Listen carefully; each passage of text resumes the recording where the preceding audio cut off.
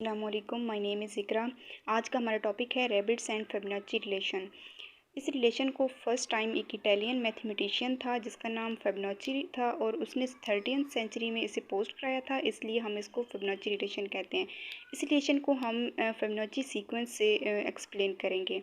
इस सीक्वेंस में क्या होता है कि हर जो है टर्म्स वो प्रीसीडिंग टू टर्म्स 0 + 1 1 आएगा हमारे पास, नेक्स्ट टर्म में 1 + 1 हमारे पास 2 आएगा, यानी ये जो है वो प्रीसीडिंग टू टर्म्स का सम है।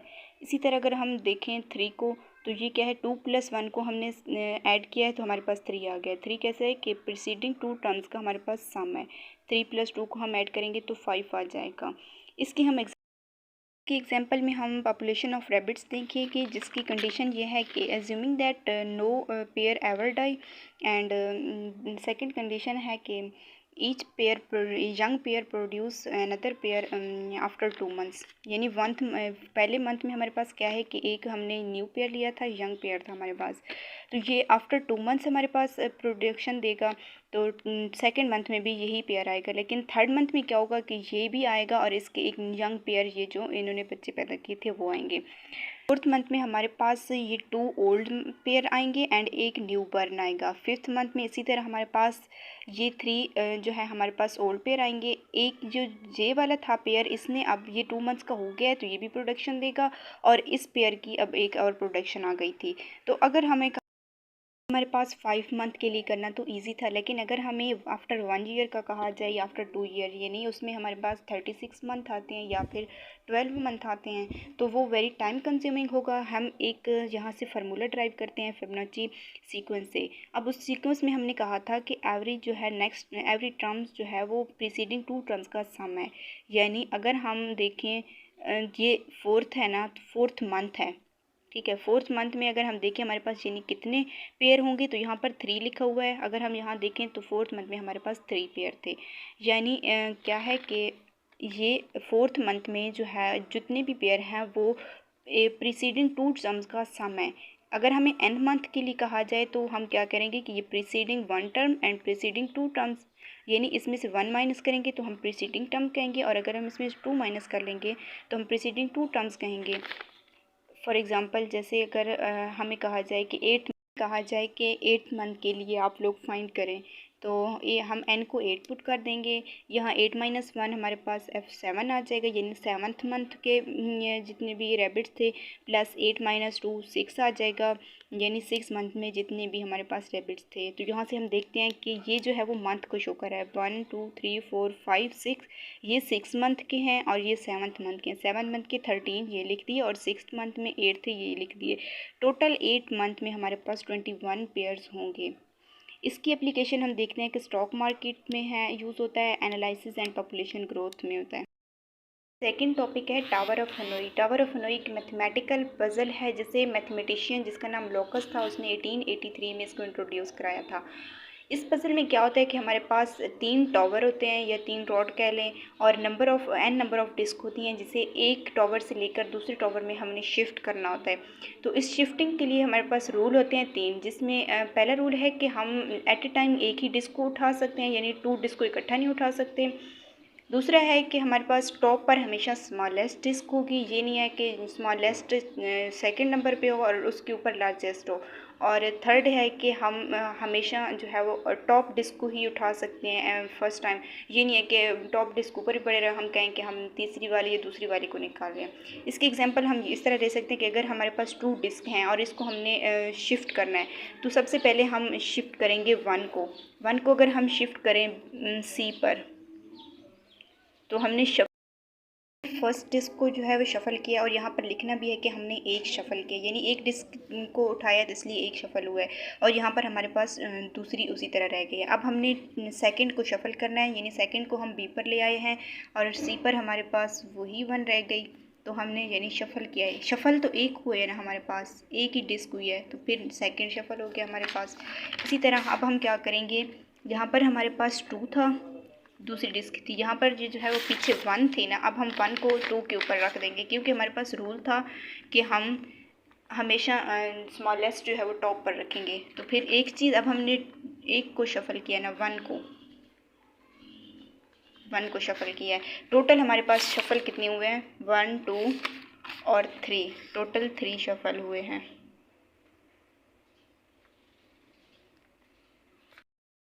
पास 2 डिस्क थी तो उसकी शफल टोटल 3 थी और हम लोगों ने इजीली कर लिया। लेकिन अगर हमारे पास कह दें कि हमारे 10 डिस्क हैं और उनकी शफलिंग हम मुश्किल है उनकी शफलिंग करना, तो उसके लिए हम एक फार्मूला ड्राइव करते हैं। हमारे पास है कि HN लेट के HN क्या है 2HN-1 + 1। तो अगर हम यहाँ पर n की जगह n-1 पुट कर दें, क्या होगा कि 2 × HN-1 ये वाला और -1 ये जो हमारे फार्मूले में है +1, तो ये क्या बन जाएगा 2HN-2 + 1।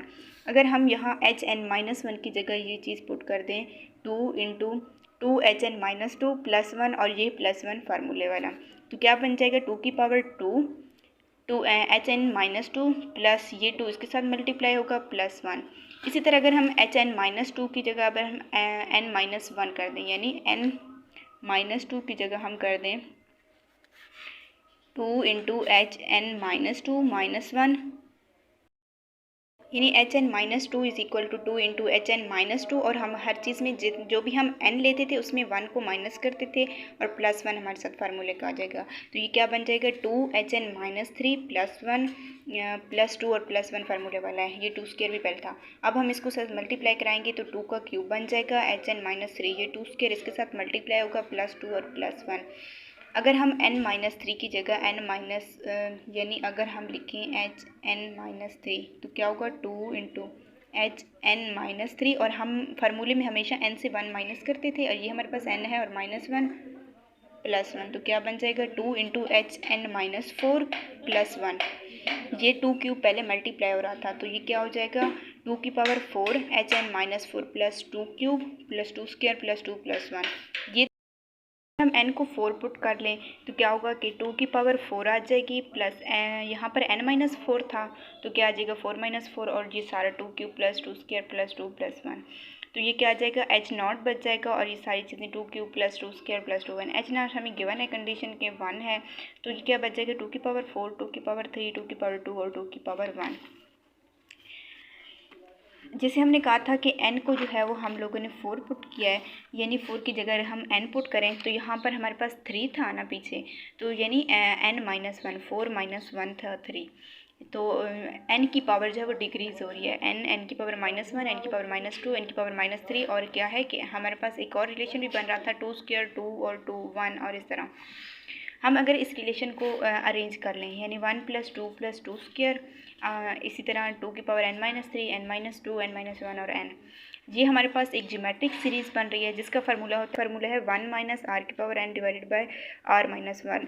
ये उस वक्त होगा जब r की वैल्यू हमारे पास 1 से लेस होगी, लेकिन अगर r की वैल्यू 1 से ज़्यादा है तो फिर क्या होगा कि a1 r⁴n - 1 / r-1। इस फार्मूले में हम r फाइंड करते हैं एक मतलब a2 / a1 या a3 / a2, इस तरह करके हम फाइंड करते हैं a2 / a1। अब हमारे पास a1 1 है और a2 हमारे पास 2 है, तो क्या करेंगे a2 / a1 2 / 1 हमारे पास r की वैल्यू आ जाएगी 1 और r की वैल्यू आ जाएगी 2 और ये जो है 1 से बड़ी है तो हम ये वाला फार्मूला यूज़ करेंगे, यानी a1 × rn-1 / r-1। अब r की वैल्यू 2 है तो क्या आ जाएगा, a की वैल्यू 1 है, 1 × 2 की पावर n-1 / 2 - 1, तो hn हमारे पास क्या आ जाएगा 2 की पावर n-1।